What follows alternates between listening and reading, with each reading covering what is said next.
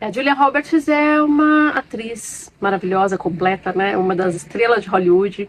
E tem alguns filmes dessa lista aqui que eu não sei se você já viu, mas eu acho que vale a pena ver ou rever.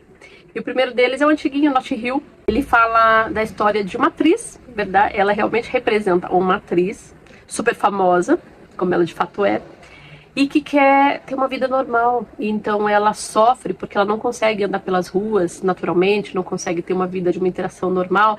E de repente ela está passando por um bairro ali, com aquele assédio todo da imprensa. Ela sai de um carro, ela anda, os seguranças andam junto com ela, e aí ela não consegue andar, as pessoas estão sempre ali, os paparazzi sempre tirando foto, tudo. E de repente ela acaba tendo em algum momento ali uma interação com um homem comum, que é representado pelo ator Hugh Grant. E ela meio que assim, naquele momento, ela quer ser só uma mulher, perto de um homem. E ele trata ela como se ela fosse uma pessoa comum. Ele sabe que é ela, mas ele começa a tratar ela assim de uma forma normal, conversa com ela, interage com ela, permite que ela entre na casa dele, e aí ele ajuda ela numa cena ali. E a partir daquele momento, ela percebe que ela poderia sim viver uma situação, um romance, em que ela fosse só uma mulher com um homem, e que ela não fosse a grande estrela e cercada ali do jeito que ela estava. Então o romance deles começa assim, tem alguns conflitos, algumas dificuldades ali, mas é bem interessante e engraçado, até porque ela representa realmente uma atriz super famosa, como ela de fato é. Então, Notting Hill é uma historinha bem, uma comédia romântica antiguinha aqui, mais uma da Julia Roberts. Uma Linda Mulher é o filme romântico mais famoso da Julia Roberts, em que ela interpreta uma prostituta que vai a serviço de um cliente muito rico, muito especial, que é representado pelo Richard Gere, e que acontece exatamente o que não pode acontecer, do cliente se apaixonar pela profissional e ela por ele. E eles até relutam bastante durante toda a história para que eles tenham o mínimo possível de interação pessoal, física, para que não gere relacionamento, não gere sentimentos, e seja só uma coisa realmente de interação física.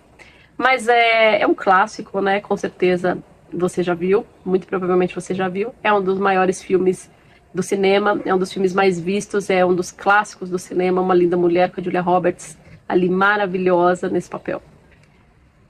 Mona Lisa. Mona Lisa é um dos filmes também da Julia Roberts, em que ela tem uma interação diferente. É um filme com menos glamour, e que ela não está assim surpreendentemente arrumada, porque ela interpreta uma professora de uma escola para mulheres. E ela tem um papel muito importante no sentido de conscientização feminina. Então o filme ele quer dar um enfoque muito feminista, em que ela percebe que aquelas mulheres, aquelas moças que estão nessa escola, elas vivem numa época em que todas elas estão sendo educadas para serem esposas. E em certo momento até o conflito de por que estão estudando, por que não querem mais da vida. E algumas delas sonham com uma universidade, sonham com uma profissão, mas entram no conflito de que elas não estão sendo criadas para isso, elas estão sendo criadas para se casarem e serem donas de casa. Então, em vários momentos ali, ela tenta até mostrar para as meninas que existe um outro mundo, porém, ela mesma é mal vista por ela ser uma mulher solteira. Em algum momento ela tá, inclusive, aparece com o namorado, e isso fica ainda pior, porque mostra que ela tem uma liberdade sexual que não é aceitável naquela época. Mas é um filme muito bonito, e que tem muita interação com algumas das alunas da escola, e que no final tem essa conotação de conscientização feminina do papel da mulher na sociedade, em que nem sempre a mulher, mesmo sendo preparada para aquele papel de esposa, de do lar, vai dar certo. Por mais que ela tenha sido bem preparada, que ela tenha dado o seu melhor, às vezes o relacionamento não é o que ela esperava e vai falhar. E será que ela está pronta para outra situação? Né, em que, como que ela está se preparando? Será que elas estão também, além de estarem preparadas para serem as donas de casa, estão preparadas para isso não dar certo? Ter um plano B? Então é bem interessante porque o filme faz essa reflexão e fica tudo muito sentimental. É bem, bem bonito. É a história de Mona Lisa. O Sorriso de Mona Lisa é o nome do filme. Comer, Rezar e Amar é um dos grandes clássicos também de Julia Roberts. E nesse filme ela é uma mulher que está num casamento mas num conflito pessoal entre o que ela está vivendo e o que ela gostaria de viver dali para frente, né? Ele começa com um conflito não só dela, mas do marido também, em que eles estão numa fase da vida, da idade e do relacionamento, em que eles param para pensar o que é que eu quero hoje e o que é que eu quero dali para frente. E eles infelizmente percebem que eles estão querendo coisas diferentes. Coisas diferentes, de forma diferente, em lugares diferentes. E esse conflito realmente os afasta. E ela vai numa jornada de autoconhecimento e de busca de si mesmo, que faz com que ela tenha interação com várias situações e várias pessoas. E ela viva conflitos, dificuldades, alegrias, experiências. E que ela vá realmente se autoconhecendo.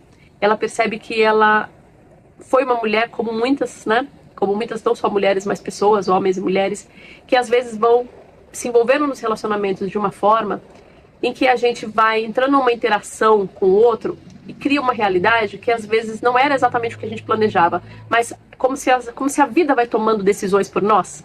A cada decisão que a gente toma, a próxima decisão não é nossa, é a vida que a gente escolheu que vai decidindo e mudando rumo. Então, de repente, ela percebe que a vida dela toda foi meio que assim, ela vai indo e daqui a pouco ela já não sabe mais, ela não está mais no comando da própria vida. Então ela vai nessa busca de si mesma e nessa busca de tomar o controle da vida, tanto que no final do filme, um dos grandes conflitos dela é que ela sente que quando ela se apaixona, ela perde um pouco o controle. Ela não está no controle da vida ali, no domínio.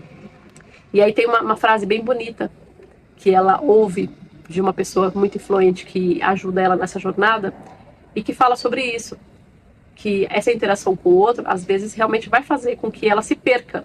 E talvez isso seja a melhor coisa que possa acontecer, porque ela se permitiu viver aquele romance. Que nem sempre a gente está no controle, isso vai ser bom.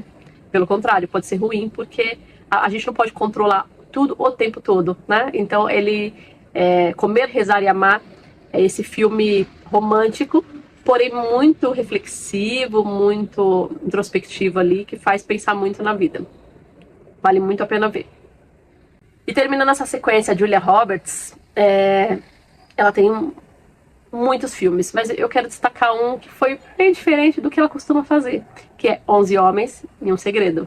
É um filme diferente dela, diferente do que a gente está acostumado a assistir. Foi a participação dela no filme 11 Homens e um Segredo, que tem um elenco maravilhoso e que ela faz papel da Tess, que é a esposa do ator George Clooney.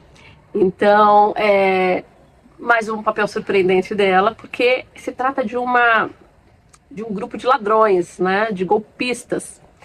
E ela toda elegante, toda maravilhosa ali, não dá pra imaginar que ela poderia ter algum envolvimento com o Daniel Ocean.